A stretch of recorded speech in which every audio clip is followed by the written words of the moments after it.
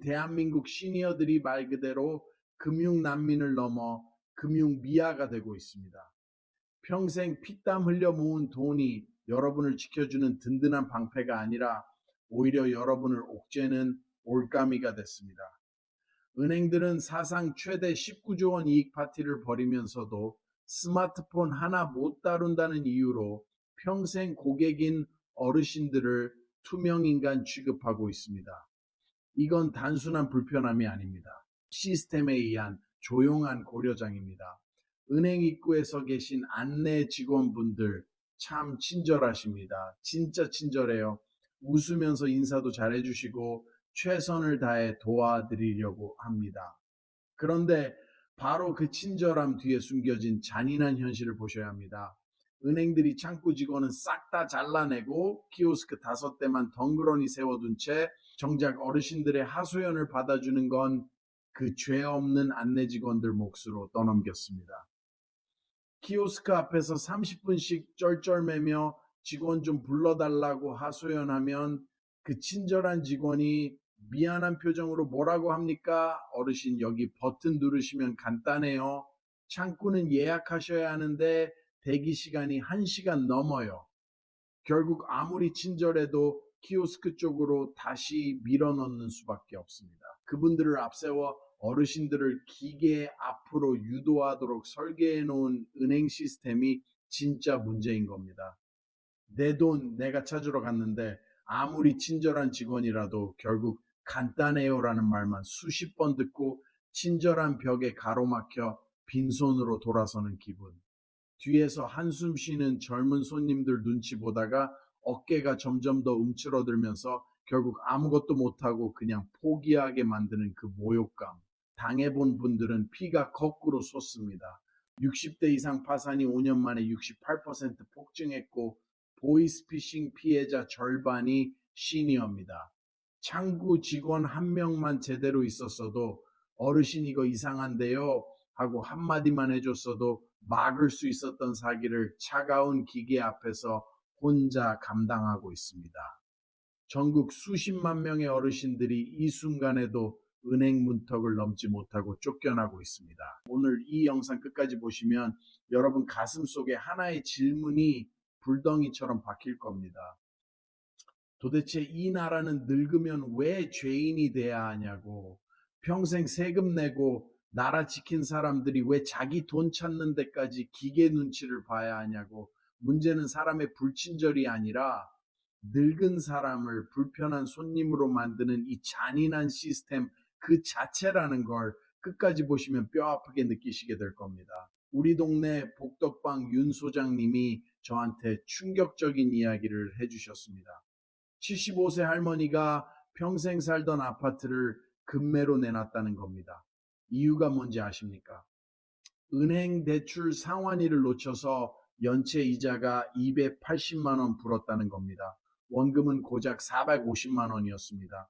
스마트폰 앱 알림을 못 봐서 단 한 달 늦었을 뿐인데 62%의 벌금이 붙은 겁니다. 그 할머니는 42년 동안 그 은행 고객이었습니다. 매달 월급 넣고 적금 들고 예금 굴리며 은행배를 불려준 사람입니다. 아무리 친절한 안내 직원이 앱으로 하시면 간단해요라고 해도 그 앱 하나 못 다뤄서 평생 모은 집까지 잃게 생겼습니다. 이게 개별 사례가 아닙니다. 금융감독원 통계를 보십시오. 2023년 60대 이상 개인 파산 신청 건수가 2019년 대비 68% 급증했습니다. 5년도 안 돼서 거의 1.7배가 뛴 겁니다. 같은 기간 30대, 40대 파산은 오히려 줄었습니다. 왜 유독 시니어만 늘어났겠습니까? 친절한 시스템이라는 이름의 디지털 총알이 정확히 그 세대만 관통한 겁니다.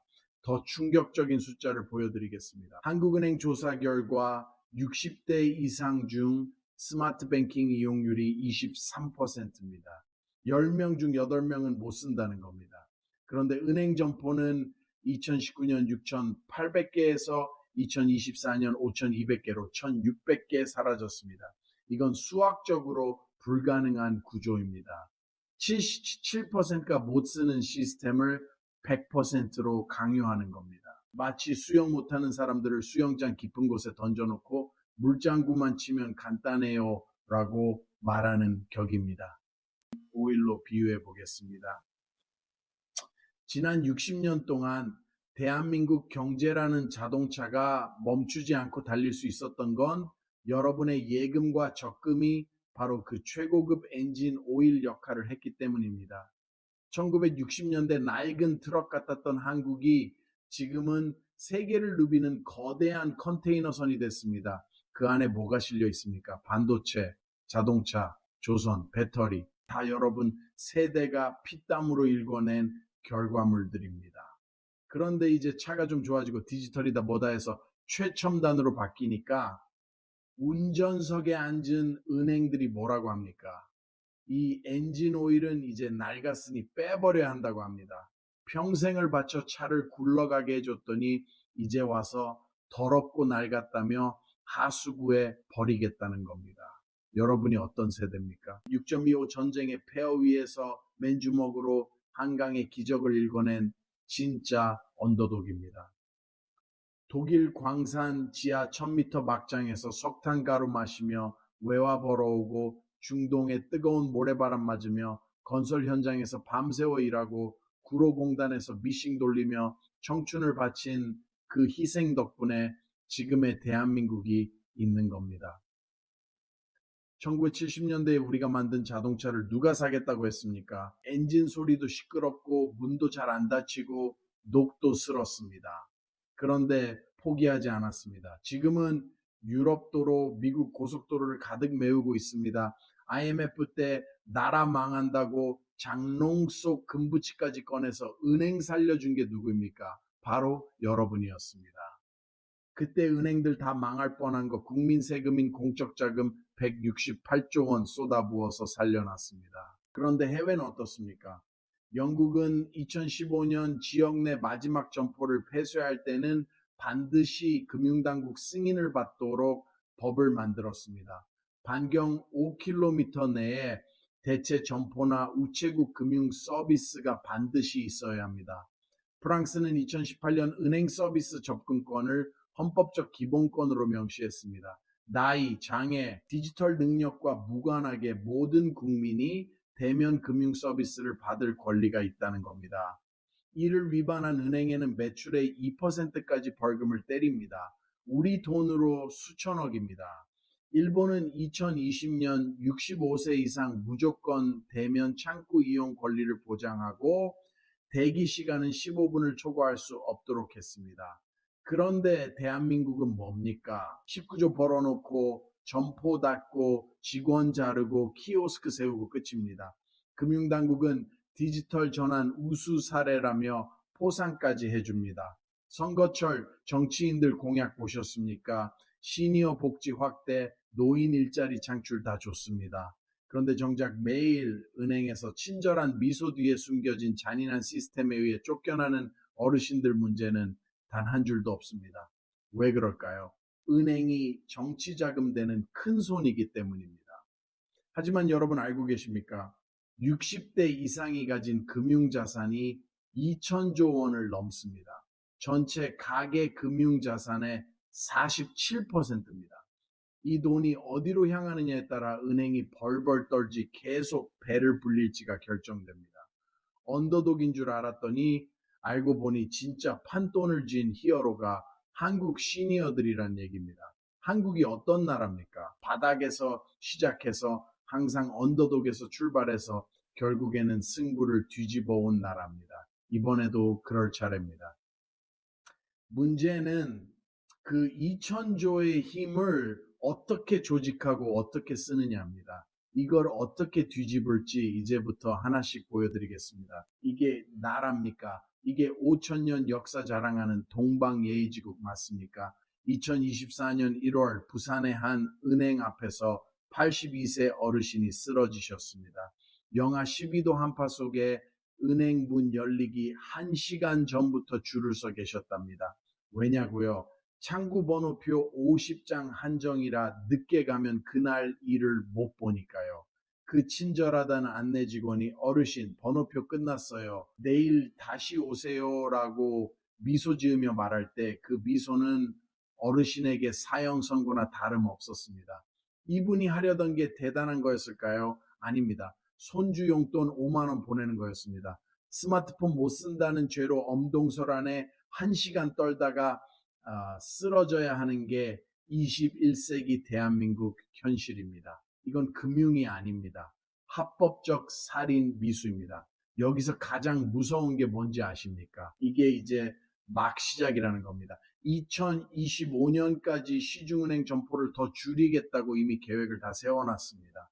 지금 속도면 5년 안에 시골 읍내 군 다니는 사실상 금융 사막이 됩니다. 현금 인출하려면 버스 2번 갈아타고 1시간은 나가야 하는 동네가 생긴다는 얘기입니다. 그럼 무슨 일이 벌어지느냐?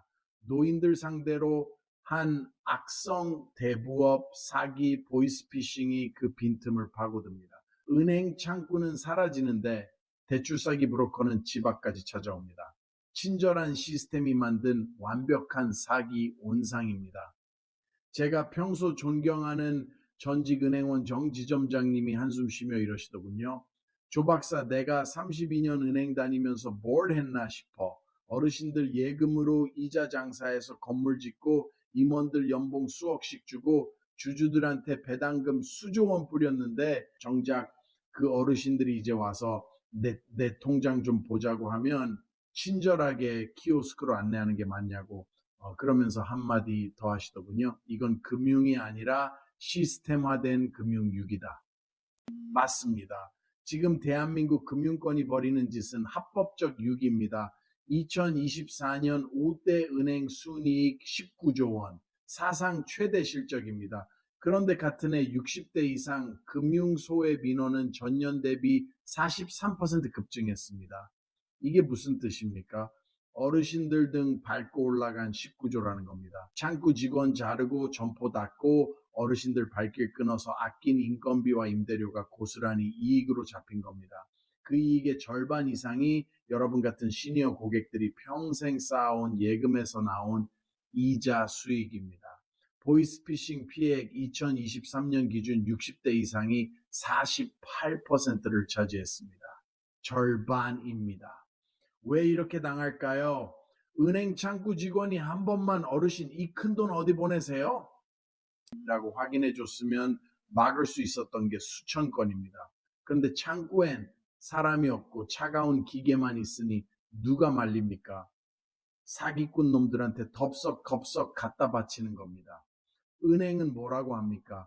본인이 직접 기계 눌러서 이체하셨잖아요. 저희 책임 없습니다. 기가 막힙니다. 여기서 제가 좀 세게 말하겠습니다. 정치권 관료들, 은행 경영진들, 제발 정신 좀 차리십시오. IMF 때 국민들 장롱금 끌고 가서 은행 살려줄 땐 언제고 배 좀 불리니까 이제는 국민을 비용으로 봅니까? 점포 하나 문 닫을 때마다 그 동네 어르신 몇십 명이 금융 난민이 된다는 걸 모릅니까? 아니면 알고도 모른 척 하는 겁니까? 19조 벌어놓고 배당금 잔치하면서 정작 그 돈 만들어준 어르신들은 키오스크 앞에서 쫓겨나게 만드는 게 정상적인 경영입니까? 더 어이가 없는 건 선거철만 되면 노인 공경을 입에 달고 사는 정치인들입니다. 진짜 공경이면요, 경로당 한번 들러서 사진 찍고 가는 게 아니라 은행법을 고치고 금융소비자보호법에 시니어 대면 서비스 의무 조항을 박아 넣어야죠. 지역 내 마지막 은행 문 닫을 때는 금융당국 심사받게 만들고 65세 이상은 수수료 면제, 창구 우선 서비스를 법으로 보장해야죠. 그거 안 하고 효 공약 떠드는 건 다 쇼입니다. 저는 이런 거짓 효도 정치에 분노합니다. 은행들도 똑같습니다. 디지털 전환 좋습니다. 그런데 디지털을 핑계로 사람을 버리면 그건 혁신이 아니라 탈법입니다. 키오스크 3대 세워놓고 직원 줄인 걸 혁신이라고 포장하는데 솔직히 말해서 그거 비용 절감 아닙니까?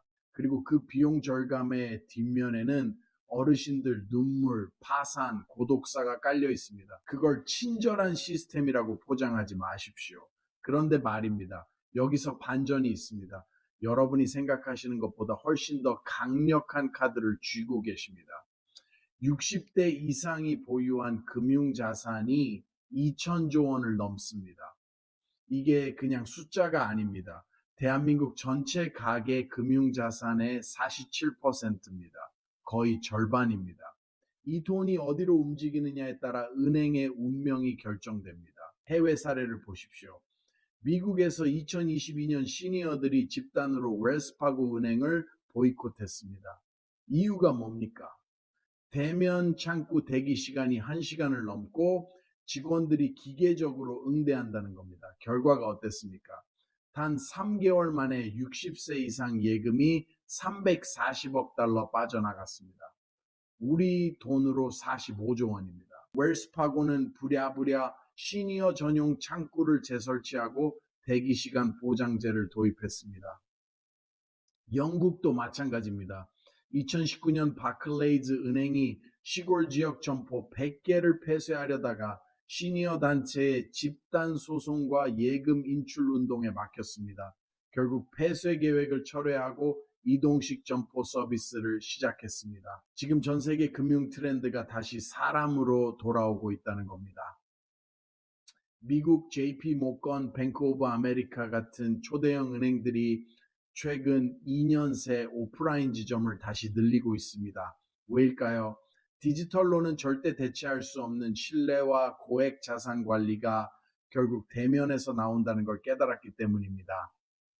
우리나라에도 이런 흐름을 읽은 히든 챔피언 기업들이 있습니다. 이름도 잘 안 알려진 중소 IT 회사가 키오스크 소프트웨어를 싹 갈아엎었습니다. 70대 어르신을 대상으로 6개월간 테스트를 했습니다. 글씨를 3배로 키우고 단계는 10단계를 3단계로 줄이고 버튼을 이체, 조회, 현금 딱 3개만 남겼습니다. 놀라운 일이 벌어졌습니다. 10명 중 8명이 설명 한번 듣고 혼자 쓸 수 있게 된 겁니다. 이 회사 지금 일본과 유럽 은행들에서 먼저 연락이 옵니다. 서울의 한 핀테크 스타트업은 시니어 전용 뱅킹 앱을 만들었습니다. 얼굴 인식으로 로그인하고 복잡한 비밀번호 대신 집 전화번호와 생일만 누르면 됩니다. 버튼도 아들에게 용돈 보내기, 관리비 내기, 연금 들어왔는지 확인하기 이렇게 생활 언어로 바꿨습니다. 출시 1년 만에 가입자 30만 명, 고객 자산 5조 원이 넘었습니다. 지방의 한 작은 은행은 버스를 개조해서 이동식 지점을 운영합니다. 농촌 마을회관 앞에 1시간씩 서서 예금, 대출 상담을 해줍니다. 연세 많으신 분들은 이 버스를 찾아오는 은행이라 부릅니다. 이 은행, 다른 데는 점포 줄일 때 오히려 인력을 늘리고 있습니다. 흑자냐고요? 네, 흑자입니다. 이동식 지점을 도입한 뒤 시니어 고객 예금이 40% 넘게 늘었습니다. 여러분이 약자가 아니라는 겁니다. 2천조를 진 강자입니다. 문제는 그 힘을 어떻게 조직하고 어떻게 쓰느냐입니다.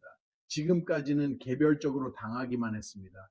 혼자 은행 가서 쫓겨나고 혼자 키오스크 앞에서 헤매고 혼자 연체 이자 물고 혼자 파산하고 이제는 달라져야 합니다. 여러분이 가진 통장 하나하나가 투표용지입니다. 선거철에만 굽신거리는 정치인들 믿지 마시고 여러분의 돈으로 은행을 심판하십시오. 시니어 우대 창구 없는 은행, 점포 폐쇄하는 은행, 키오스크만 덜렁 놓은 은행에는 단돈 10원도 맡기지 마십시오.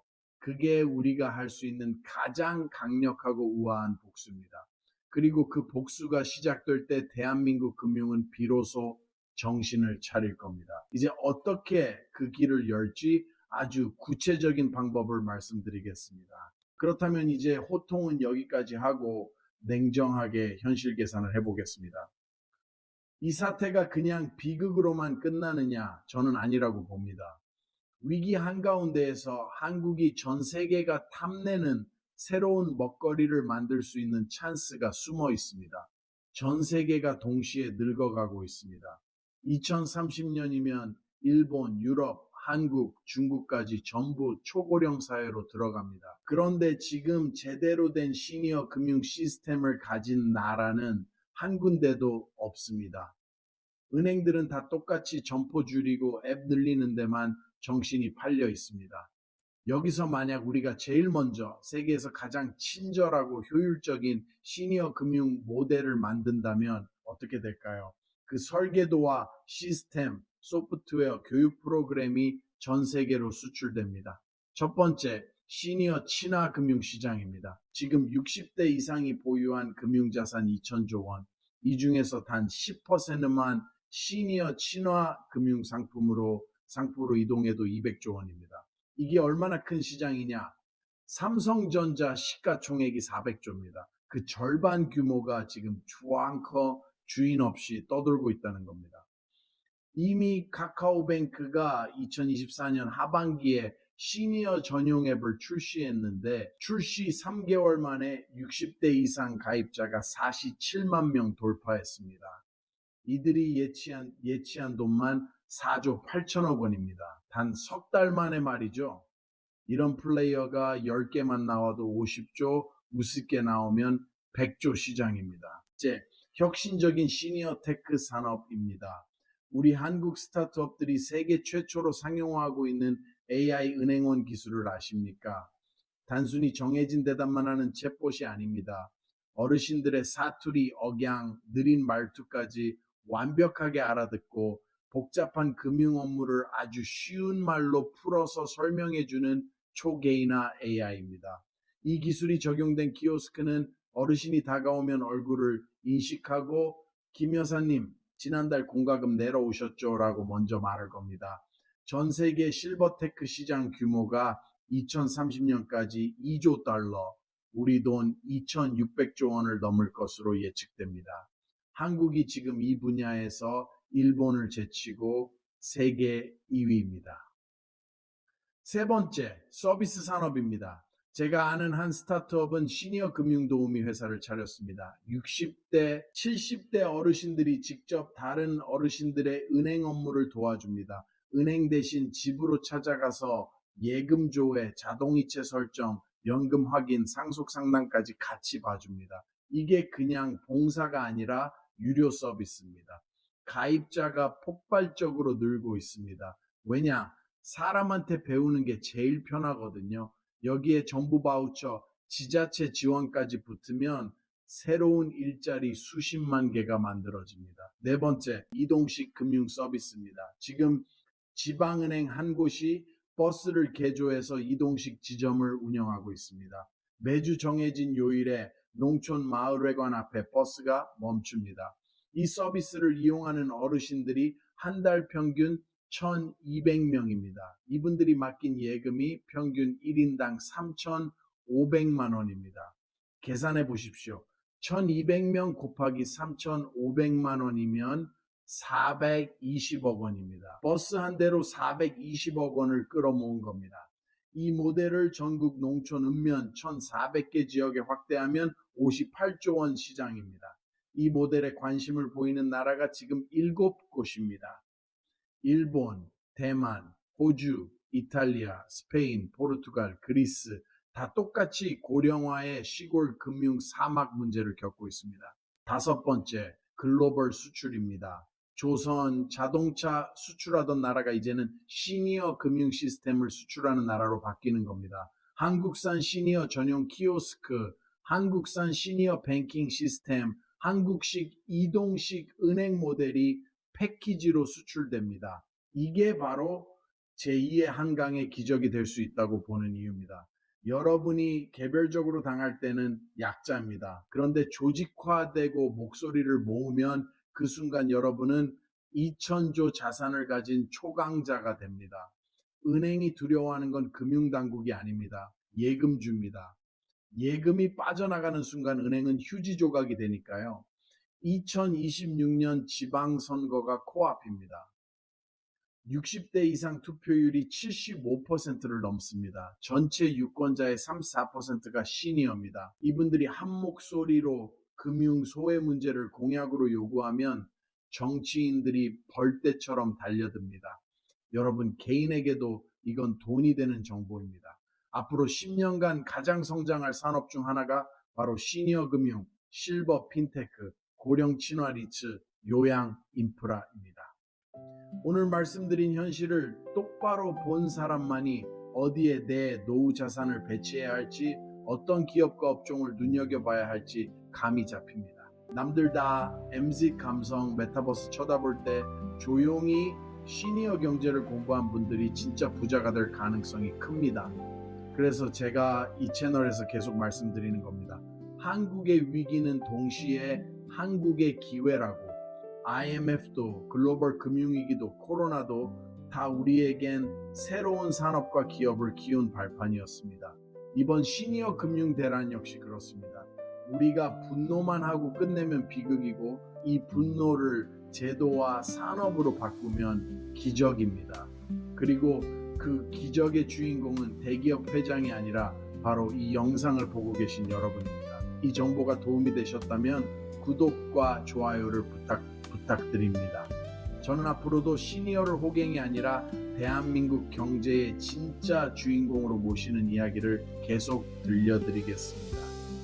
여러분은 오늘 영상 보시고 어떻게 생각하셨는지, 실제 은행에서 겪으신 황당한 경험이나 이렇게 바뀌었으면 좋겠다 싶은 아이디어가 있다면 댓글로 남겨주십시오.